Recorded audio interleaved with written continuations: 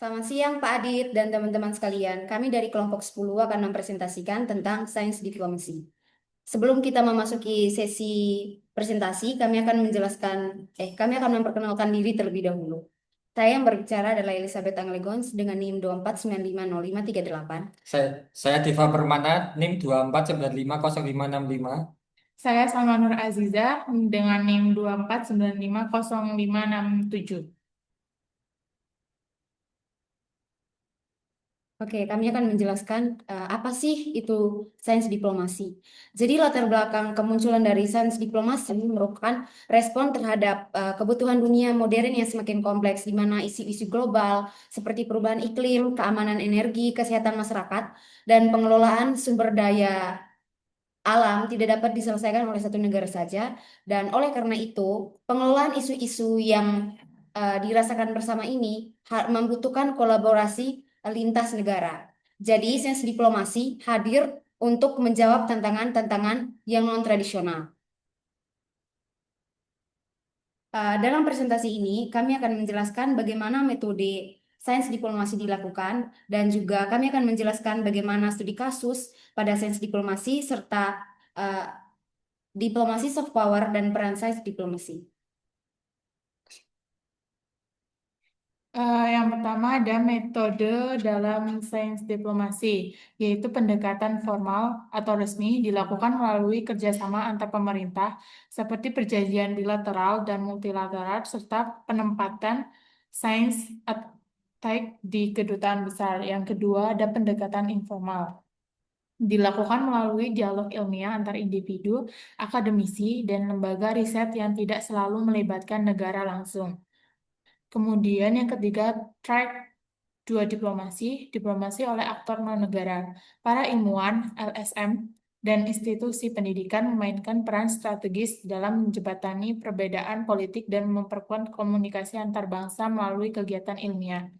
Yang terakhir, teknologi sebagai jembatan. Teknologi dan inovasi ilmiah digunakan sebagai sarana untuk menjalin hubungan antar negara, terutama ketika hubungan politik sedang tegang. Oke, baiklah kita di sini memasuki contoh kasus di diplomasi seni.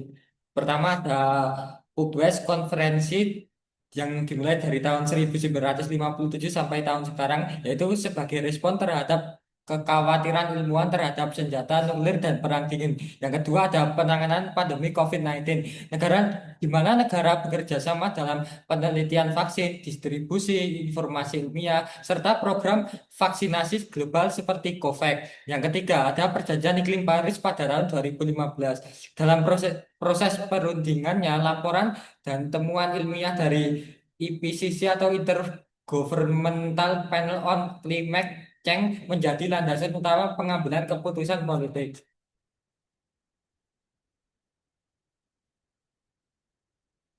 Kemudian, soft power dan peran sains diplomasi. Sains diplomasi juga merupakan generator penting dari soft power, terutama melalui penggunaan media sosial dan digital, yang memungkinkan hubungan emosional antara sains diplomasi dan citra nasional. Selama masa-masa sulit dalam diplomasi formal, sains diplomasi berperan meredakan perbedaan ideologis, bahkan di masa Perang Dingin, seperti kolaborasi ilmiah antara ilmuwan Uni Soviet dan Amerika Serikat.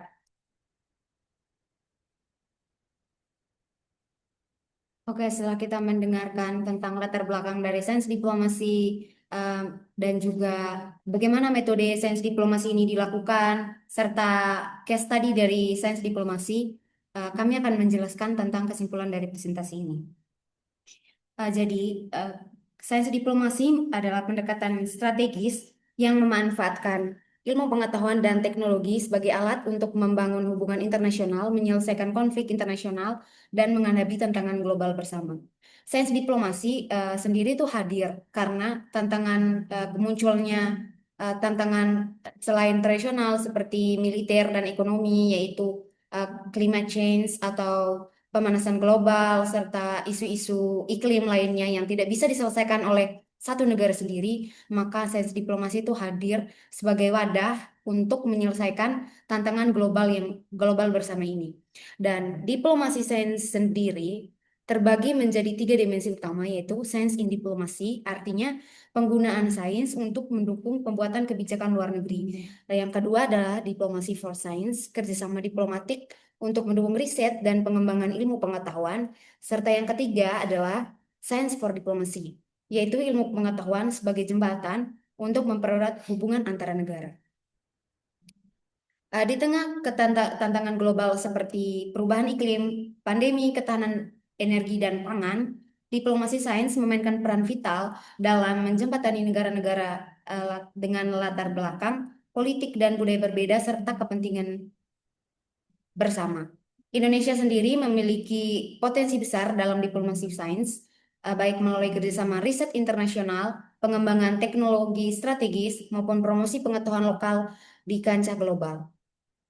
Secara keseluruhan, sains diplomasi menunjukkan bahwa ilmu pengetahuan bukan hanya alat teknis dan hanya bekerja dalam laboratorium, tetapi juga kekuatan lunak atau yang disebut oleh Joseph Nye sendiri sebagai soft power yang dapat memperkuat pengaruh suatu negara secara damai dan kolaboratif.